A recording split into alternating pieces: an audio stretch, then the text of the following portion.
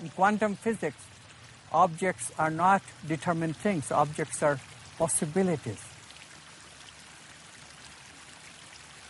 Possibilities of what? Possibilities for consciousness to choose from.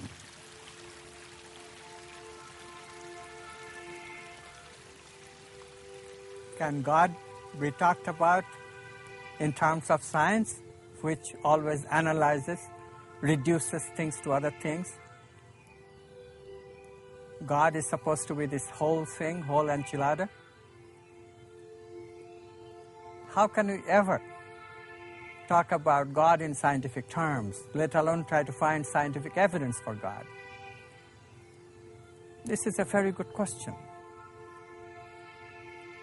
This evolutionary step is completely essential for even basic survivability of human beings on this planet. We have literally managed to train a whole generation of kids on the idea that everything is material. If you hear the message of quantum physics, then all you have to do in order to see that there is evidence for God in the science that we are doing now is to recognize that, well, how is God related to consciousness? That's all you need to know. There is very definitive scientific evidence for the existence of God.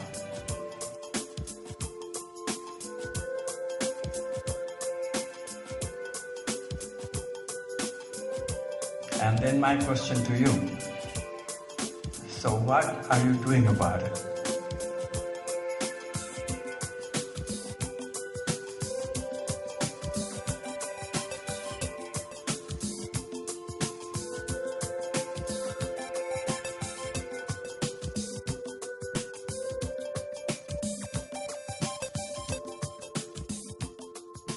I knew that a new science had to be built.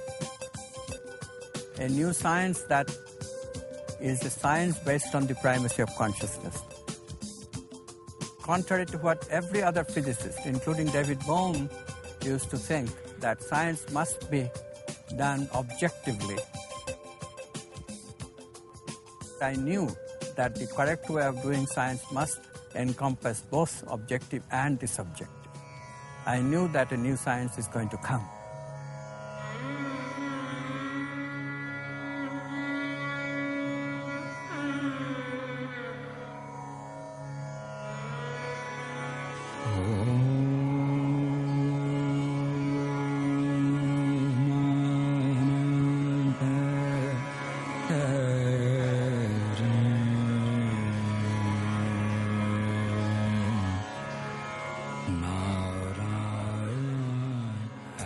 The culture was very spiritual.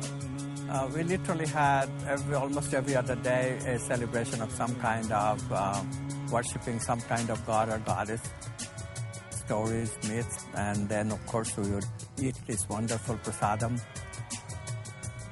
My father used to teach me the Upanishads, the Hindu treatises, philosophical treatises that lays out the nature of reality more or less, defining what I call monastic idealism. I do not think I understood much of it at that time, but it left a very strong impression on me. Also the struggle for independence that was going on simultaneously.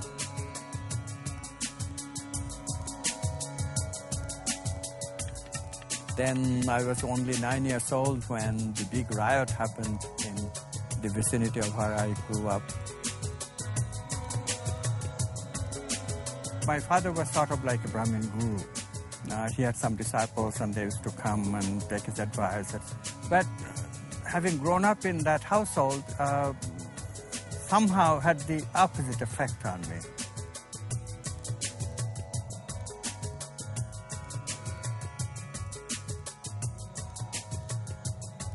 My family house had a big fruit orchard in the backyard.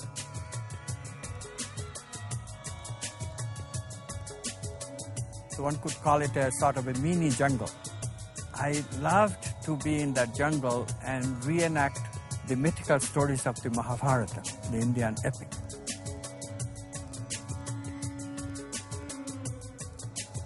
So it's full of bliss of this undivided consciousness that we're talking about, this non-local consciousness. The sense of separateness disappeared, although not exactly in the mystical sense. I'm not saying that I had lived in samadhi, but there was a kind of a flow where I would go, I would not feel separate from the environment. That's where the bliss comes from, because what is bliss but when we are feeling a continuity with the whole? In response to the growing international attention to his work, Goswami has been involved in numerous speaking engagements worldwide. He is the author of many books translated into 9 languages. His books include the highly regarded university textbook Quantum Mechanics, which serves as the standard introduction in many universities to the essential mathematics of quantum physics, as well as Goswami's later books, which focus on his more innovative and mystical interpretations. Having retired Professor Emeritus of Theoretical Quantum Physics from the University of Oregon, where he taught since 1968, Amit is currently a teacher at the Holmes Institute, the Philosophical Research Institute in Los Angeles, as well as Unipaz in Portugal. Long journey in science, from undergraduate to graduate to postgraduate to becoming a professor at Case Western Reserve first and to University of Oregon. And I was a materialist then. Born in India, Amit Goswami left the traditional religious settings of his childhood to study physics. He received his doctorate in nuclear physics from Calcutta University in 1964. In 1973, I had a sort of incident which brought me back to asking those philosophical questions about the nature of reality. You see, the way we do physics, this is very important to recognize that today most people, most physicists, do not get to look at fundamental questions even of physics, let alone nature of reality, because the paradigm is so developed that the questions that they'll deal with are more like what Christian monks used to do in the medieval ages. Questions like how many angels can dance on a pen, that kind of question. Not that bad, but I'm joking, but still, it is like that as far as the importance as to the nature of reality is concerned. His research on creativity and how it relates to quantum theory via the notion of a discontinuous leap, combined with his resurgent interest in monistic idealism, has led Amit to his unique and maverick insights into quantum physics and to his positing a solution to the quantum measurement paradox. I was at a conference giving a talk, and all day I felt very jealous that other people are giving better talks and they are getting more attention.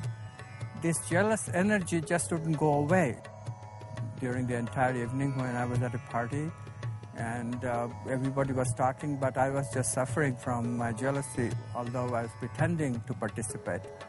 So at about 1 o'clock in the morning, after finishing an entire packet of Tums, I just gave up and went outside.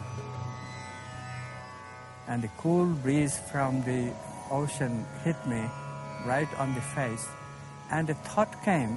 I still don't know where it came from. But at that time, it was just such a strange thing to think this way. The thought was, why do I live this way?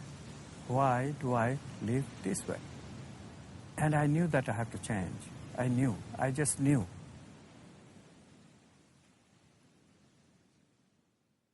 When it seemed that life itself can be explained in terms of molecular movement, the concept of that everything can be matter, all of our internal experiences as well as external experiences can be explained in terms of material concepts alone took shape. And this is what we call materialist science.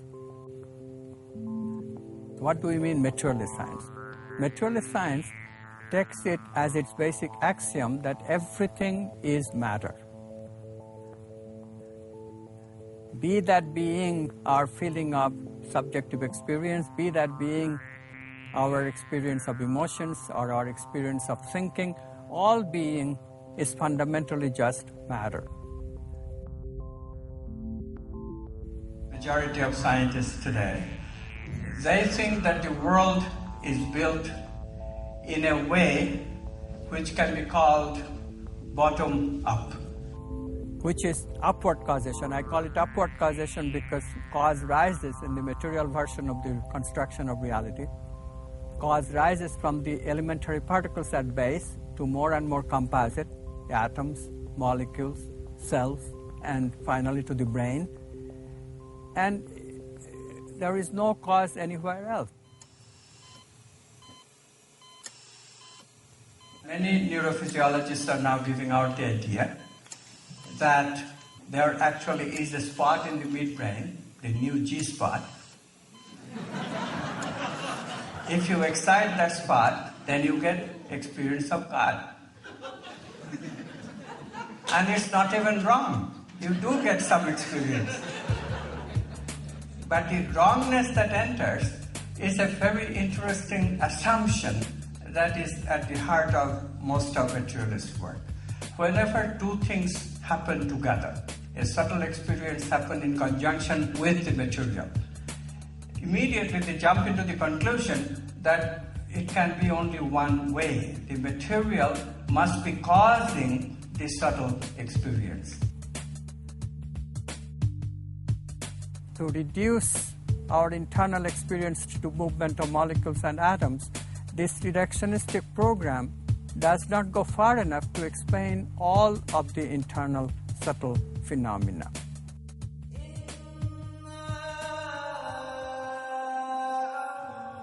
So let's concentrate on how do religions look at God for a second. Again, when you first look at it, you find that Christians give one answer, Hindus give another answer, Muslims give a very different answer, and Buddhists say there is no God at all.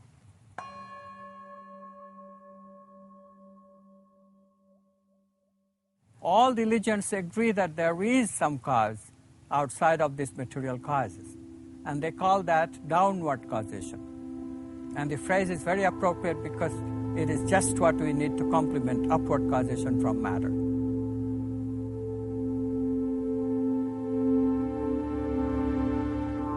Second thing that religions posit is also a concept that contradicts the standard science squarely. And this is the idea that aside from gross material body, aside from the gross material object, there is a subtle body, a subtle world, consisting of subtle objects. Understand the subtle body as not gross, not material. What is the aspect of material bodies that make it gross? It's the shareability of material bodies. We all can experience material bodies simultaneously. We can look at it, it seems external to us. Material experience, sensory experience is shareable, external. But aside from this external experience, we do have what we call internal experience, private. I can think, but you cannot think my thoughts. But you also think, that much I know, because you can share your thoughts with me. I can feel, and you also feel, but we cannot share our feelings. And I can intuit, you can also intuit, but we cannot share our intuitive experiences. This non-shareability makes the internal as private. This private nature of it is what makes it subtle. Gross, we can all together experience, we can develop a consensus reality about the gross, about the material world. We cannot develop a similar consensus reality about what is internal to us. This has caused the gross division of subtle, gross, mind, matter. These are just a dichotomy that is imposed upon us by our experiences. We cannot deny it. Now, whereas materialist science says that there is no reality to the subtle, subtle is part of the gross itself, what spiritual tradition supposes is that now the subtle is as much part of reality in its own right as is the gross. Immediately the idea arises that there is a white-bearded, majestic fellow sitting on a throne in the sky somewhere, and that's who is doling out downward causation on people, making judgments, who will go to heaven and who will go to hell. True, but that is not the only image that we have to subscribe to. This is a straw god that materialists set up, and then they disprove it, and then they think that they are going somewhere. So aside from upward causation, there is downward causation from God, if you will. This is something that all religions would have us believe. Religions always say, do good, be good. Simple message. Practice some virtues. In today's world, you can see the benefit of that. So this one we can all agree on. Unfortunately, of course, there is a difficulty, which is that good for you may not be good for me.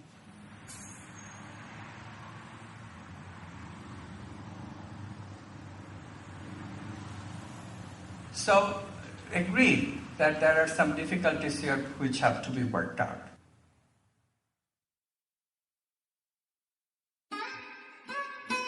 When we recognize that there is communality in how religions speak of God, what religions think of what is God, then we can say that we have framed into words what can be called the essence of spirituality. And then also we can ask the question, is there science behind it?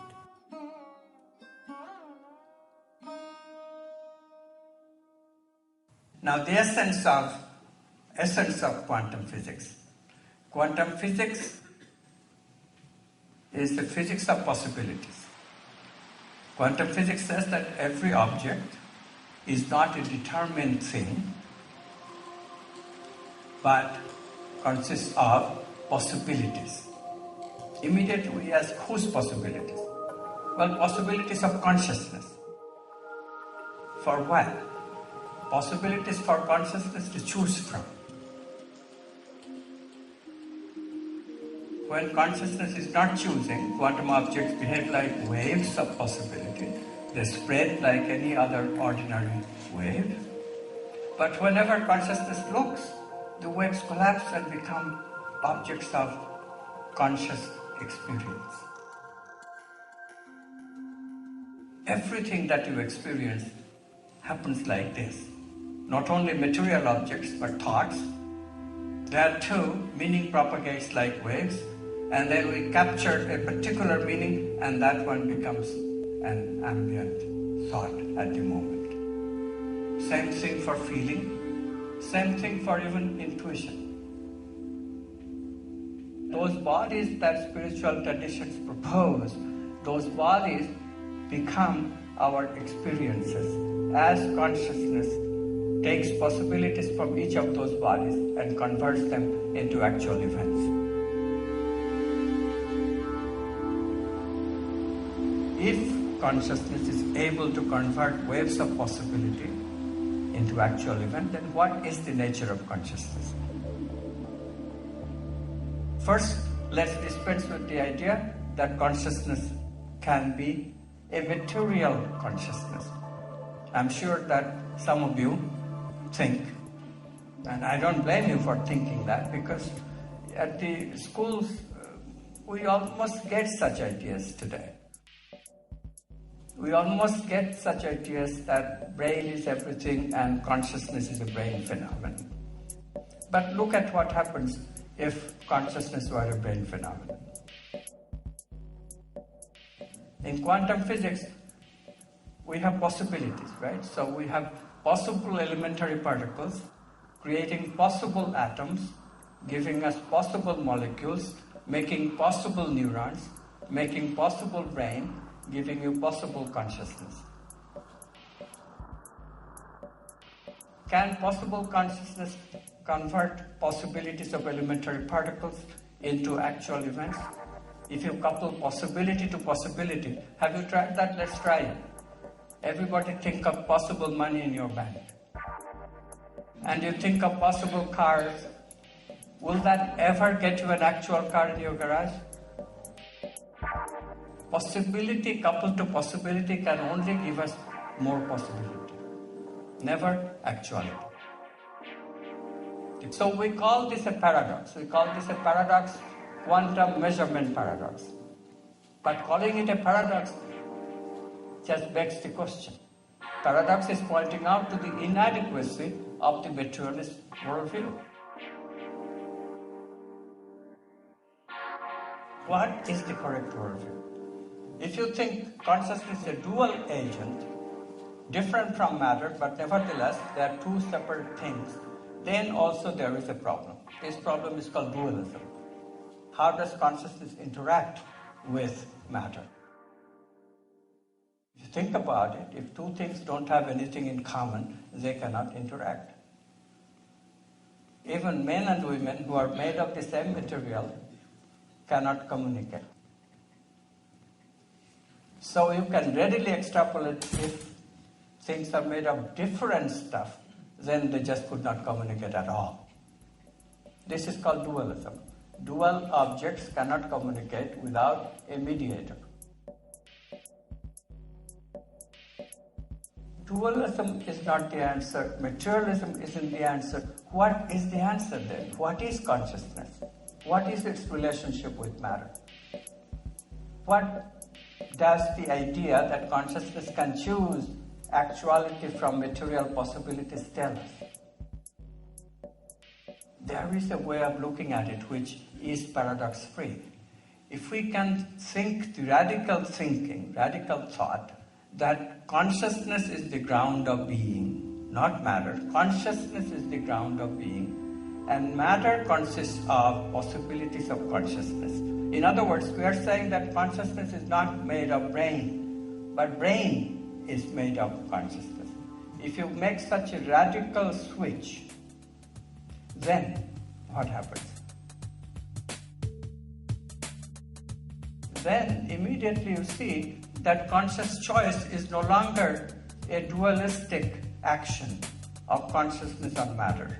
Dualism is not necessary anymore, because consciousness is choosing only a possibility which is itself, its own possibility. No effort is needed, no action is needed, it's just choice. But be it as it may, as you switch from one meaning of the picture to the other, please ask yourself, am I doing anything to the picture?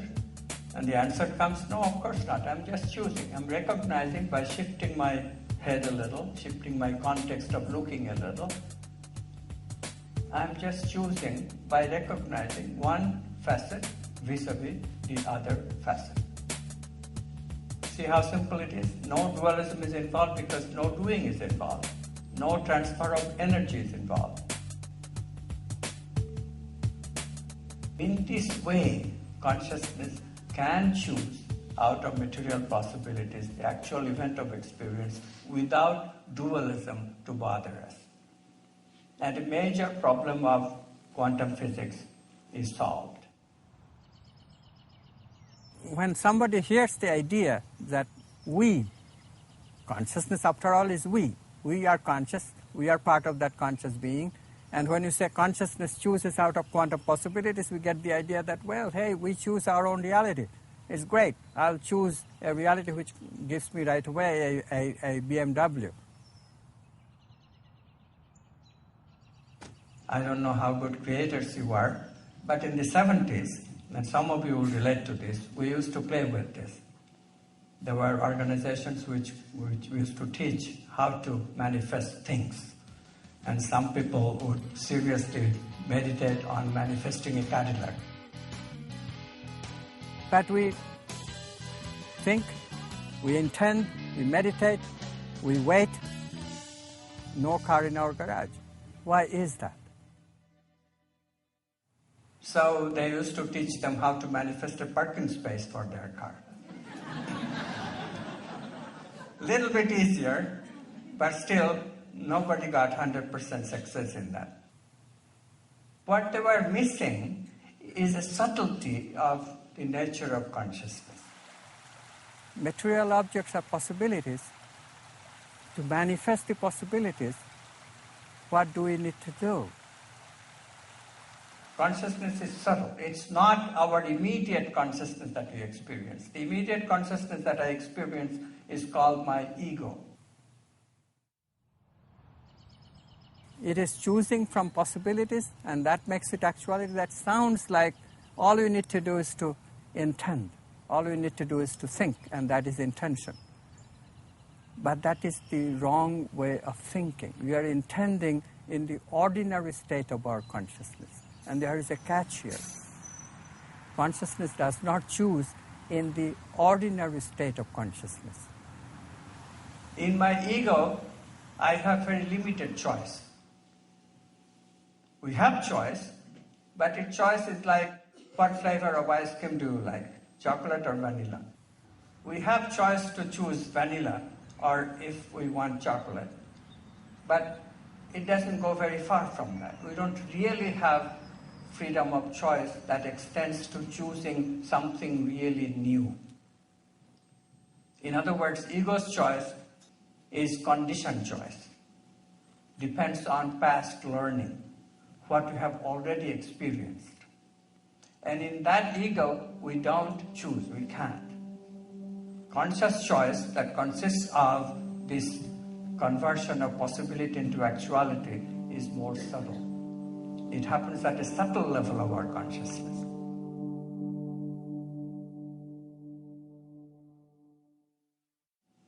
My favorite example of it is that a traffic light with two different possibilities, red and green. And you are approaching it from one direction, and your friend is approaching it from another direction. Being busy Americans, both of you want green. So who gets the green light? Who gets to choose? And when you ask that, you find that obviously both people's choice cannot become the actuality, because that will cause pandemonium in the world. We don't intend that, oh, God, give me a new car. Because then the second one, we have to say, oh, God, get everybody a new car. Can you imagine what will happen if all 6 billion people get a new car? It's not practical. So how does the choice happen then? Who gets to choose? Who gets to choose? This becomes a paradox. Who gets to choose? Now there is a philosophy called solipsism, which is the philosophy that you are the only reality and everybody else is the figment of your imagination. Let me illustrate it by telling you the story of the Hollywood woman who meets a friend on Sunset Boulevard and becomes very excited, says, let's catch up with each other's news. So they go to a coffee house and the woman talks and talks and talks. In half an hour, she becomes suddenly aware, oh, I'm talking about myself all this time. Let's talk about you. What do you think of me? Only this person's consciousness is valid. Everybody else is figment of her imagination. And you can relate to that. I mean, we all feel this way sometimes. We would like to feel this way sometimes at least. But the problem is that it's not a solution of the paradox, because everybody feels that way. In that philosophy, the problem is solved once again, because you get to choose. You are the head honcho of your experience, of your world. Unfortunately, everybody thinks that way. Your friend also thinks that way. So the problem of who gets to choose just gets shifted. Who gets to be the head honcho? Is there any other way to solve the paradox? It turns out that there is. Now, mystics talk about consciousness in this way sometimes, because they say that, well, it is consciousness that creates reality. God that creates reality. The name God is often invoked to denote consciousness in its creative aspect. The solution that quantum physics reached, solution that frees us from paradoxes, is very similar to what the mystics say, because we are coming to the conclusion that choice happens from non-local consciousness.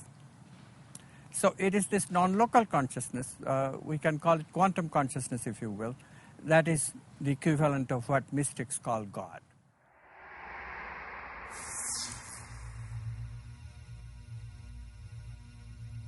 Behind our individual eyes, there is a cosmic eye, a cosmic consciousness, an interconnected consciousness. That's who we really are. Not what ordinary people sometimes think of God as, because ordinary people's thinking often is a dualistic God, God separate from the world. But the mystic is not talking like that. Mystic is saying that the non-local consciousness in the process of creating becomes not only the object that one observes, but also the subject. There is nothing but consciousness. Both the subject and the object are coming from consciousness itself. So there is no real dualism. The duality that we see, subject-object separateness, is an appearance. We are positing that the brain is essential, observer is essential for the possibilities to convert themselves into an actual event.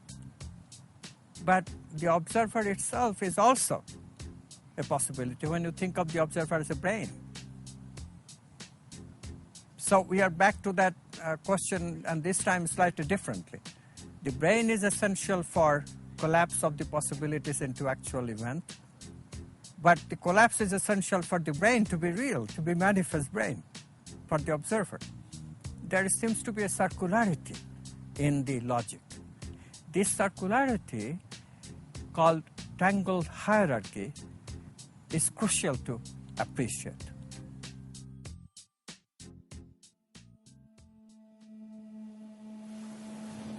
There is another way of thinking of this whole thing that we are missing. And quantum physics is forcing us down that road. It's forcing us to recognize that we don't choose in our individuality that we call the ego.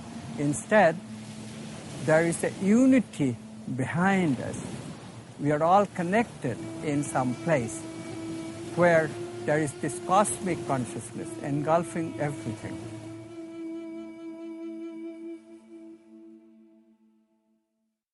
If choice happens in that cosmic consciousness, then that cosmic consciousness can be completely objective and impartial, and can choose giving you and your friend equal portions of green light. And yet, it can reserve special treatment of those cases where there is an emergency, where there is a creative urgency. For example, you are taking your sick friend to the hospital. We do experience special green lights all the time, things cooperating in inexplicable ways in such emergencies. Consciousness leaves room for such creative occurrences, and yet consciousness can become very deterministic, very lawful in terms of dealing with the general average situation. This is why quantum mechanics is constructed in such a way that for large number of events, the average answer holds. This is why quantum science is predictive. It has predictability power, and it is this power that makes quantum physics so powerful. And yet, quantum physics leaves the room that for an individual choice, consciousness does retain creative choice. It's a little bit subtle. That's why manifestation doesn't always work. We have to get into an altered state of consciousness. Then we can do a lot with our intention. And there is experimental data proving that. I got a call from this Mexican neurophysiologist, Jacobo Greenberg, who said to me that he has some very interesting data that he is not quite able to interpret, but I might be very interested in. So I said, what kind of data? He said, well, this is two people communicating without exchanging signals. This is called non-locality in quantum physics. Without local signals. signals going through space and time. If such communication is occurring, we would say that yes, these people are connected via non-local consciousness. I said yes, I would be very much interested. In fact, that's one of the predictions of the solution of quantum measurement theory that I have. And he said, I know. And so he invited me to come and check out his laboratory, check out his experimental setup. So I went to University of Mexico in Mexico City.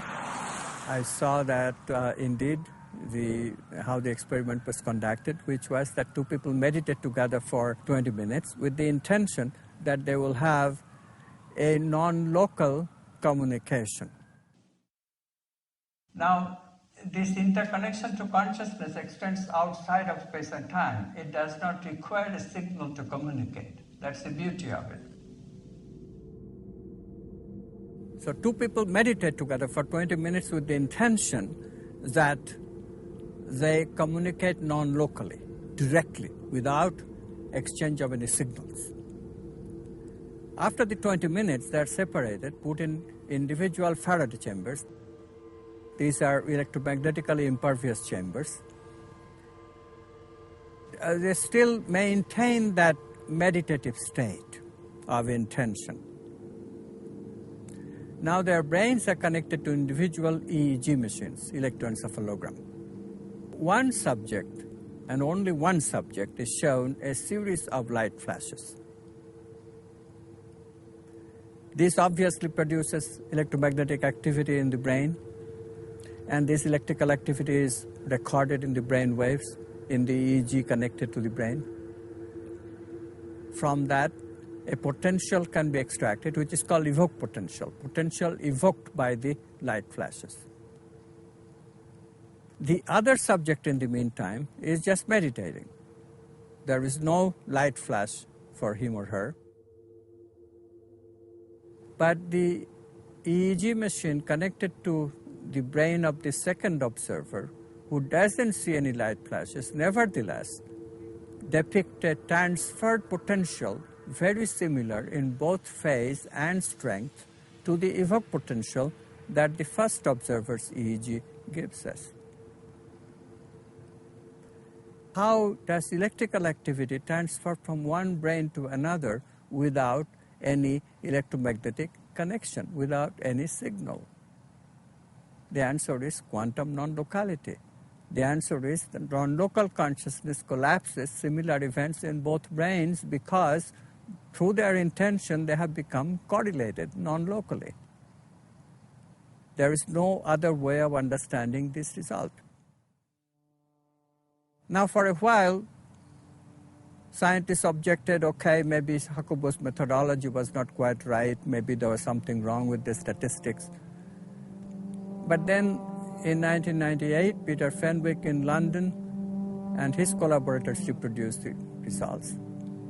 The results were again reproduced by another couple of experiments in the early 2000s. The latest one was in 2004 by Liana Standish and her collaborators at Bastille University in Seattle. Brains can communicate non-locally, proving that consciousness is indeed non-local. It's cosmic. Consciousness that chooses from quantum possibilities making an actual event, consciousness that creates this universe of manifestation, is indeed non-local consciousness. Now you can call it God if you like. You don't have to. It's objective. It's objective and it's scientific.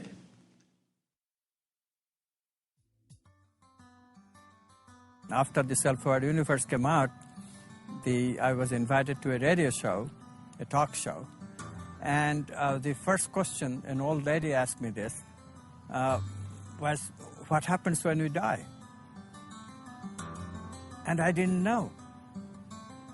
The very first question in my very first radio appearance, and I didn't know how to answer the question. So that perturbed me a lot. That how does a physicist answer the question, what happens when we die? I knew that it is not fair to say that we just die, because that would be a very materialist answer. I knew that that answer could not be correct, but I also did not know how to approach it. What survives death? I did not know. At that time, I just did not know. So then a series of things happened. Very interesting. During the year, a theosophist, an elderly gentleman, started coming to my office. Initially, he was concentrating on what I had to say about quantum physics, but very soon his real intention became clear. He was trying to preach theosophy to me. And one of the basic aspects of theosophy is this question, that we don't completely die when we die. A part of us survives, and we then reincarnate. And this part is what commonly called soul. Of course, everybody knows that. I also knew that. But can that be scientific? How does one formulate a science of the soul, a physics of the soul?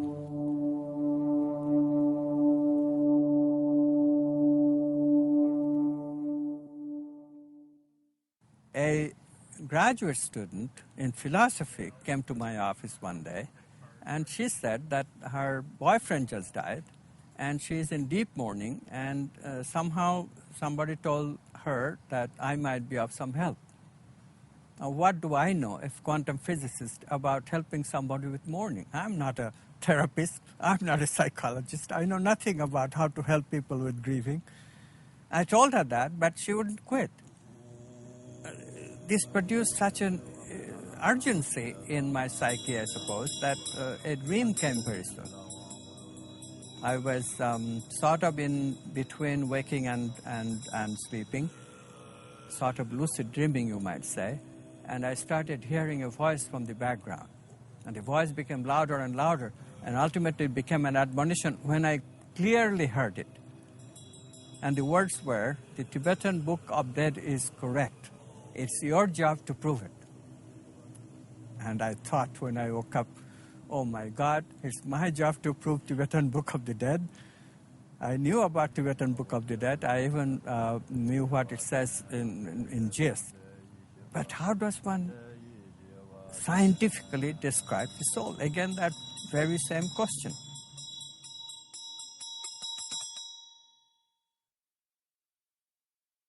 This woman who was grieving for her boyfriend, she asked a question, and I don't really even remember what the question was. She asked a question, and all of a sudden it became clear to me that all the objections we have about a soul, or which esoteric traditions call a subtle body, like the theosophists call it a subtle body, compared to the gross body that material body is, this subtle body is not really dualistic when one thinks in terms of consciousness and its possibilities.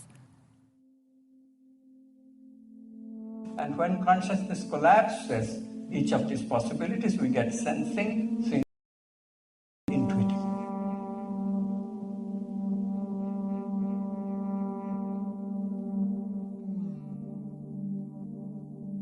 That mind and brain both are possibilities of consciousness immediately solves the problem. We have found the mediator. It's non-local consciousness which mediates the interaction of mind, brain, mind and physical, and the vital and the supramental. All are connected via consciousness. Vital energy is connected with the movement of morphogenetic field. When we feel a movement of the morphogenetic field, that is the blueprint of an organ, we feel that movement, and that is what we call a feeling. Now, why is these organs connected with these feelings? The organs are representations of the vital body, which has the body plans for making the organs. So a feeling must be connected with the functioning of the organ that made a representation of the morphogenetic field. So again, coming back to one of our well-known chakra points, take the heart chakra. Everybody wants to get energy in their heart. What is the heart chakra about? Well, primarily it's about romantic love. Why is it associated with love? Let's think about it. I said that there is always an organ there, and this organ that is there is not so much the heart, but the important organ is thymus gland. This thymus gland is major part of the immune system. And what is the immune system responsible for? It helps us to distinguish me and not me. So now, suppose your immune system accepts somebody else, accepts another person as you. Correspondingly, we feel the vital energy of the morphogenetic field. That was the blueprint of that important thymus gland of the immune system. The feeling is of romantic love. You are mine, right? So in this way, vital energies are connected with our feelings. But very simply, look, I am in love with you if you are acceptable by my immune system.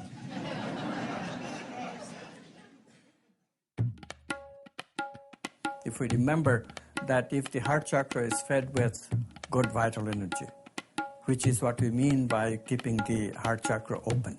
If we approach all our relationships with open heart chakra, positive emotions of love, what happens then? Automatically, we have an opportunity of approaching conflict in a new way. We grow up in the same culture, and we get used to interpreting meanings in the same way. There is a problem with that. The problem is that we can't get out of this conditioning very easily. I was giving you the example of ice cream. You get so used to having either chocolate or vanilla, chocolate mostly, that you don't even contemplate pineapple ice cream or peach. It's outrageous. It will be a revolution. This conditioning that makes the subtle bodies individual. It's not a structural subtle body, but a functional subtle body. We all function differently in our handling of the subtle. We think differently. We develop different kinds of characters, different kinds of conditioned habit patterns, and it is these patterns that transmigrate from one incarnation to another. But then how do we become creative ever?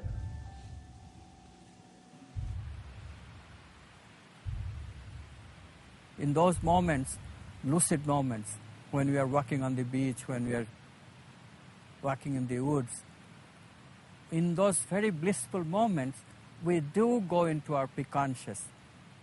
We don't sift our experience to the memories. And it is a wonderful lucid experience of that present moment, just that moment. This is the moment that is called the moment of Satori in Japanese, or moment of Samadhi in Hinduism. This is the moment when Christians would say that I became the Holy Spirit, or Holy Spirit was speaking through me. These are moments of cosmic awareness.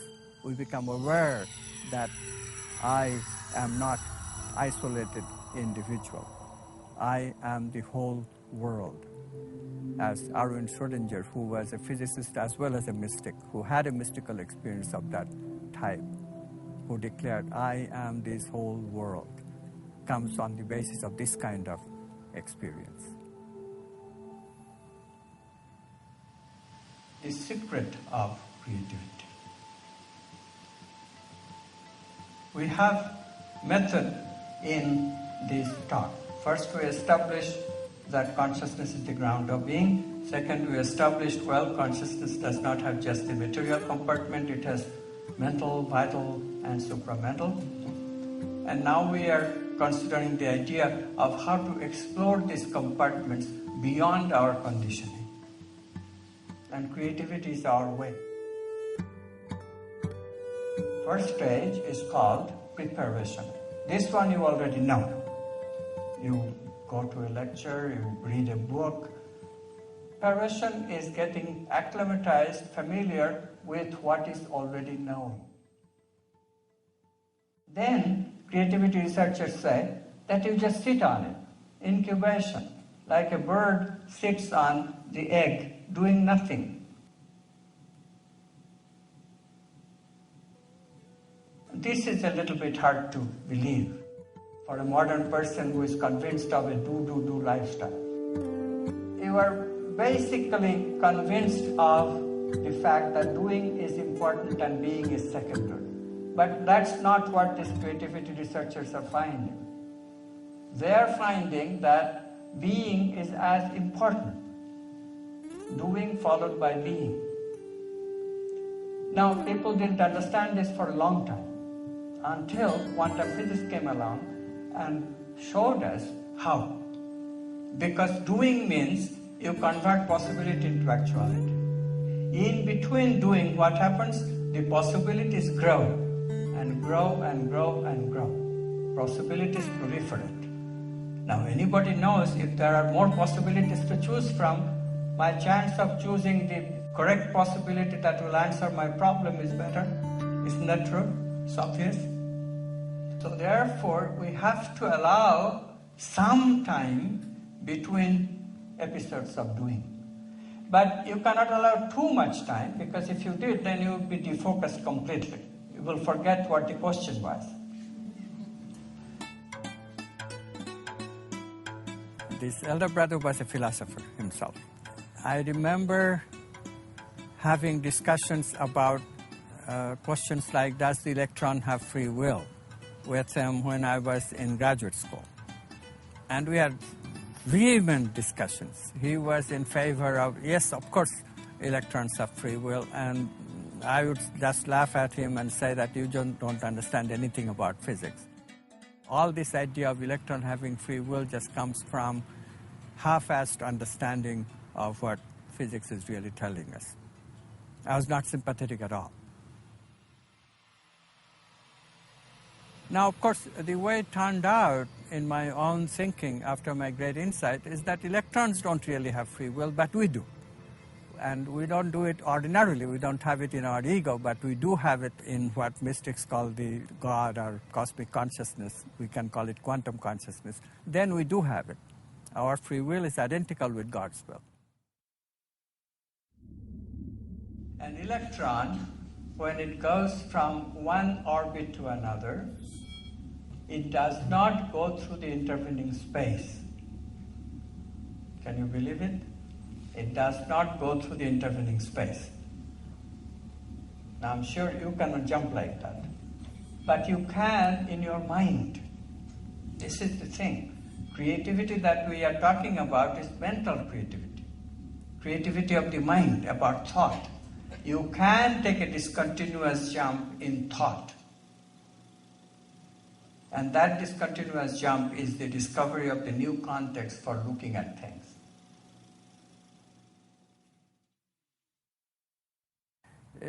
In the 70s, this phrase was created by Fred Alan Wolf, and it of course is a very exciting phrase, but it also produced a lot of mischief.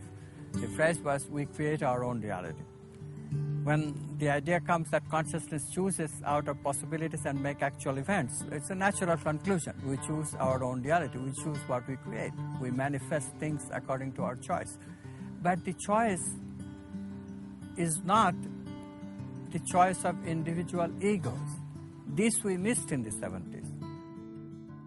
Intentions do work. Ordinary ego intentions don't work because we never go beyond the ego.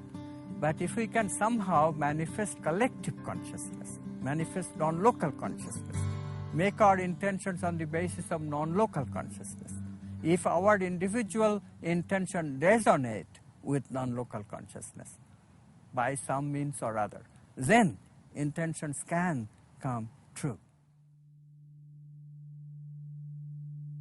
For example, when we pray, if you watch carefully, if you listen carefully to what the prayer groups actually do, you will notice that at the end of the prayer, they surrender to God. They will say, thy will be done. Or they will say, if it be thy will. So they know, the spiritual groups, from their own experience, purely empirically, that it is not my will but thy will. Only if my intention resonates with the intention of the whole, intention of the divine, then the intention will manifest. So this distinction is an extremely important distinction.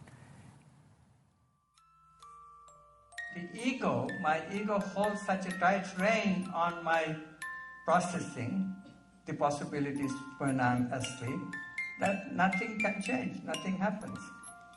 So what we have to do then is to let the ego get stirred up, some conflicts. If we can have conflict in our life and we are courageous enough not to resolve them immediately, the ego's tendency is to resolve the conflict, peace and make up. But suppose you don't do that. You just keep the conflict for a while.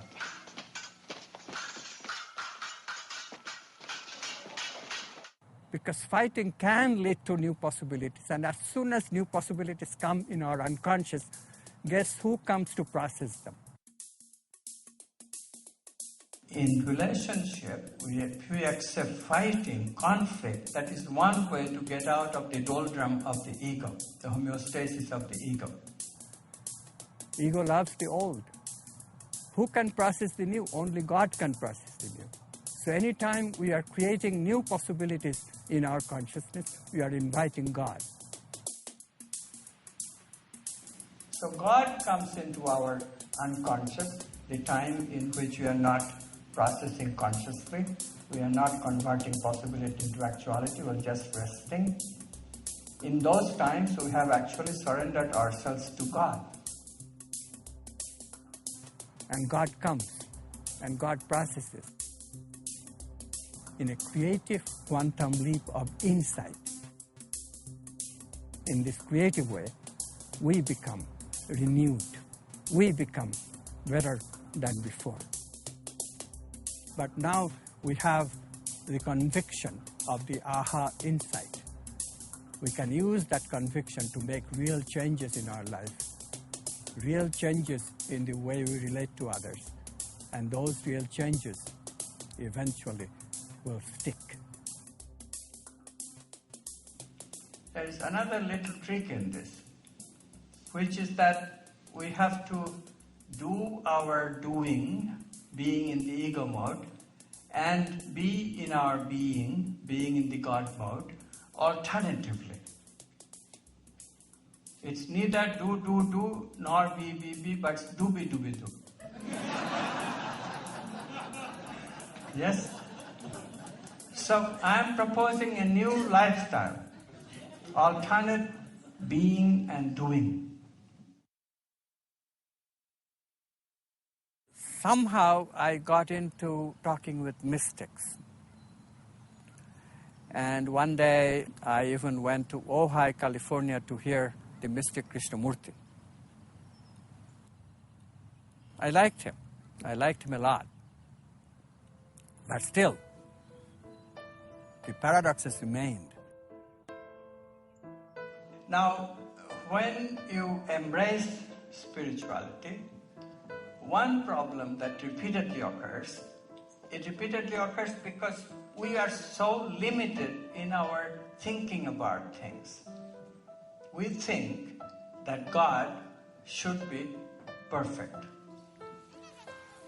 Some people get very hung up about God being imperfect. How can God be imperfect? So when we see atrocities in our midst, like let's say the present war in Iraq, these people get very upset. God couldn't exist because how could God possibly kill so many people or allow so many people to be killed, more accurately?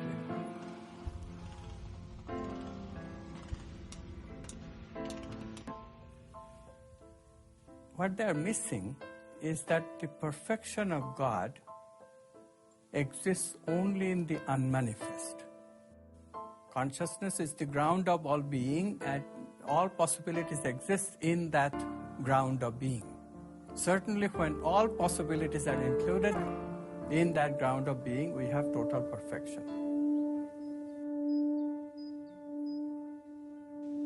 So it is important to deal with the idea that no, God is perfect in a domain of possibilities where all possibilities exist simultaneously and nothing can happen. For happening, we need limitations to come about. Manifestation requires limitations to create time. We evolve towards perfection. This is the idea of evolution. Yes, we have a limitation in order to manifest, but then in manifestation, we try to overcome the limitations by allowing evolution. Evolution of the representation-making process, where better and better representations are made in the physical for the subtle. Instincts are a tremendous mystery to materialist thinking. We have evolved since the 18th century. You see one of those cowboy movie episodes and see for yourself. I mean, there is truth in those movies, you know. And people really were trigger happy. And they would not hesitate to kill just like that, an innocent person. But look at the 20th century, what already took place. Gandhi, a frail man, could lead a nonviolent struggle against the mighty empire of the British. Martin Luther King, similarly, with complete nonviolent movement, helped abolish racism in America in a substantial way.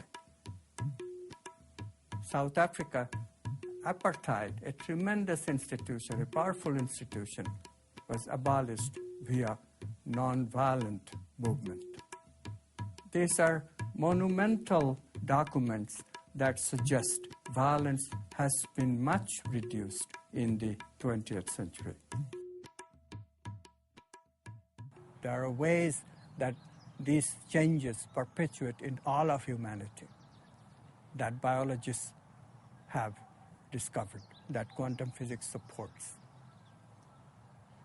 We have to begin to use them. We have to begin to use them en masse. Morphogenetic fields are modified, and then society as a whole begin to inherit these morphogenetic fields to make their bodies and organs.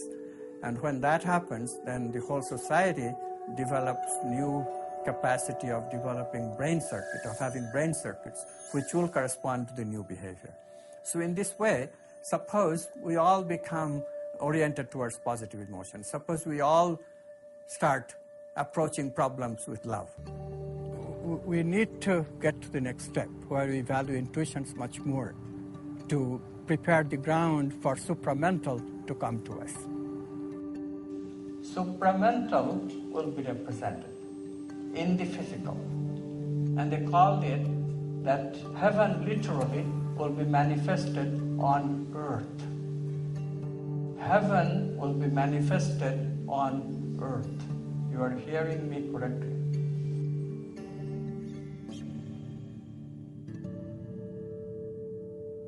I was talking to a mystic friend, and this mystic friend, whose name is Joel Morwood, he started to ask some serious questions. And I was a little bit high-handed with him, because here I am, the physicist, and this fellow is just he was a filmmaker. And he had a mystical experience, so he called himself a mystic. Layperson, typically. So, you know, we physicists look at lay people, usually, at least I did at that time. Now I have more respect. I was explaining to him the nature of the quantum measurement paradox. That look at this situation, when the brain looks, possibilities do convert themselves into actual events. And yet, the paradox is obvious. If consciousness is brain phenomenon, how could it do it? Joel asked me, is the consciousness prior to brain or brain prior to consciousness? I said, well, you were thinking of non-local consciousness. I know all about that. But Joel was not hearing me. He said that you have a scientific blinder, and you are sifting things through that scientific blinder, and you just don't see. Consciousness is prior to everything. Consciousness is without an object and without a subject. And somehow, this broke through. He used another phrase from Sufism, very emotionally. He became very emotional and said, "There is nothing but God, Ahmed. There is nothing but God." That phrase, "there is nothing but God," all of a sudden broke through my dense consciousness, and I recognized that why do we do science on the materialist basis and assume that matter is the ground of all being, which gives rise to this paradox? Why can't consciousness be the ground of all being? That which we call God, which is another name for consciousness, if that is the ground of all being, and if matter is made of consciousness, then consciousness can choose from these possibilities of its own the actual event without ever having any dualism. Question of dualism disappears just like fog in the morning sun. I was so profoundly happy. And later on, when I went outside, everybody was asleep in that house. And I look at the sky. And in the night sky, I could see a little bit of trace of the Milky Way.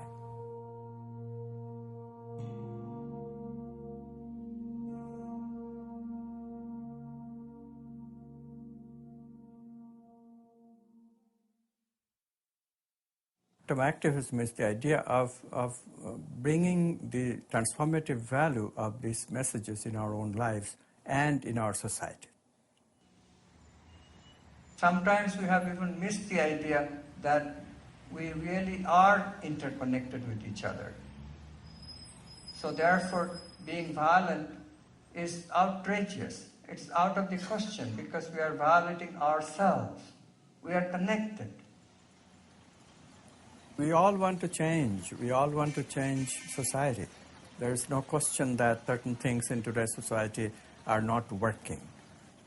We have global warming, we have terrorism, we have democracy which is so much influenced by media and money that we have lost faith in our politicians. Economics is producing, once again, huge gaps between the wealthy and the rest of the society, which is reminiscent of feudal societies once again. These threats makes it imperative that we try to change the society.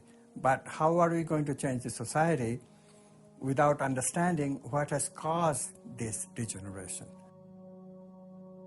We have to recognize that it is the materialist worldview which has severed our contact, our connection with consciousness as a whole.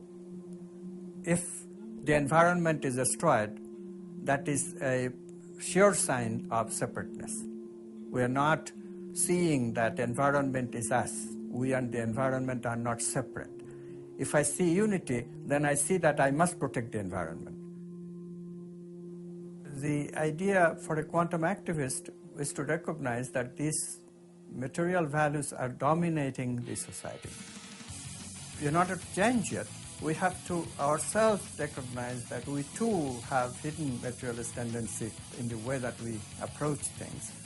We too often cater to negative emotions rather than positive, and therefore we need to change first. We need to be inclined towards positive.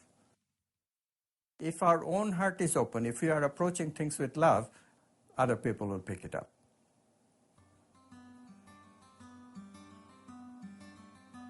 These ideas have not really made much mark in spite of the fact that teachers like Jesus, teachers like Buddha have told us repeatedly. Jesus said clearly, love your enemy. Right? Jesus is not saying that you'll be satisfied if you can love your friend, that's enough. Jesus is not satisfied with that. Jesus is saying, love your enemy. But can we love our enemy today? We hesitate. Well, maybe, maybe Jesus was a little bit out of it when he said that. No, Jesus knew what he was doing. He knew that we are interconnected even with our enemy, and therefore we'll be killing ourselves if we kill our enemy. That's why love your enemy is the only way. But this sounds so lofty because we are in our mind. We are still evolving in our mind. And we are at a stage of mental evolution where we try to solve every problem by our rationality. And this is not enough. This is not enough. We have to change in such a way that the transformative power of quantum physics comes into our life. Non-locality of consciousness and discontinuity in creativity. This is quantum activism. We have to change in such a way that evolution is accelerated, not ignored. It is indeed very similar to what mystics tell us constantly. Start with yourself. Only if you change, the world can change eventually. We are just taking it a little bit further. Not only you start with yourself, but you always remember others. In the olden days, we were satisfied by having a model of spirituality where I change and I eventually go to heaven and I don't care about you. This will not do because you are also me. You and I are connected. If you can't go, I can't go either.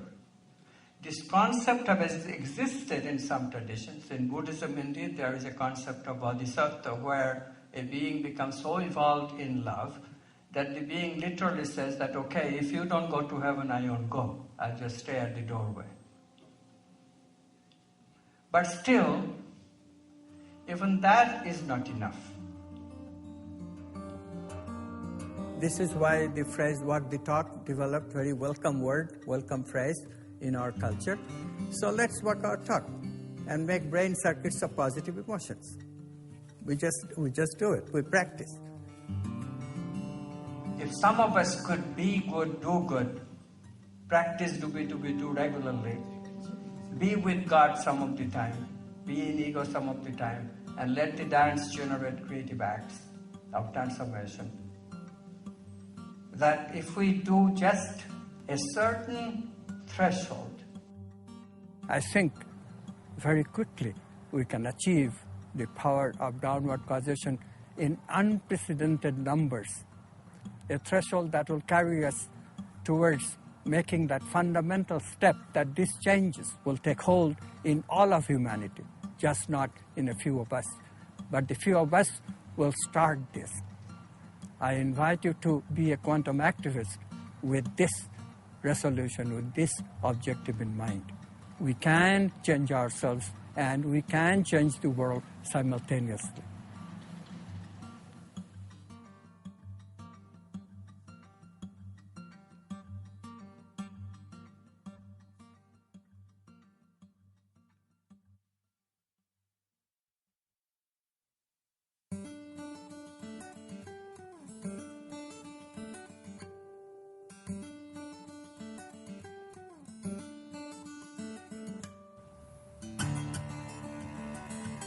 Okay. Good? We did good? Wonderful.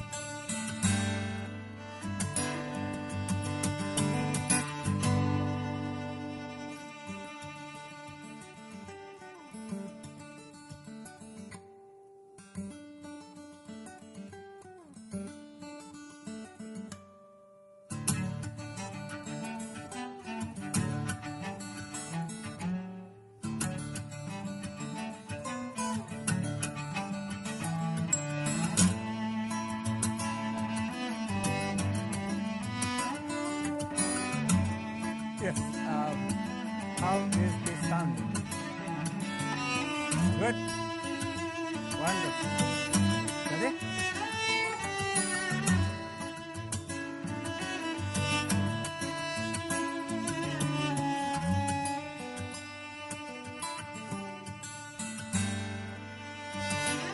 tendency that God bless me and nobody else has to go.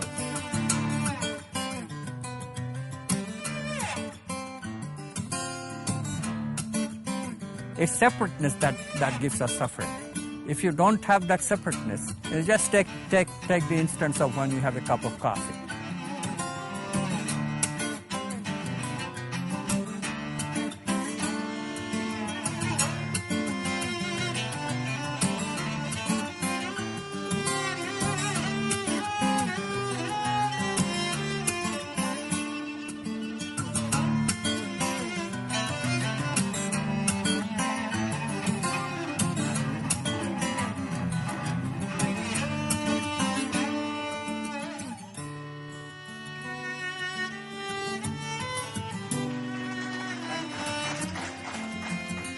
Thank you. That's my talk tonight.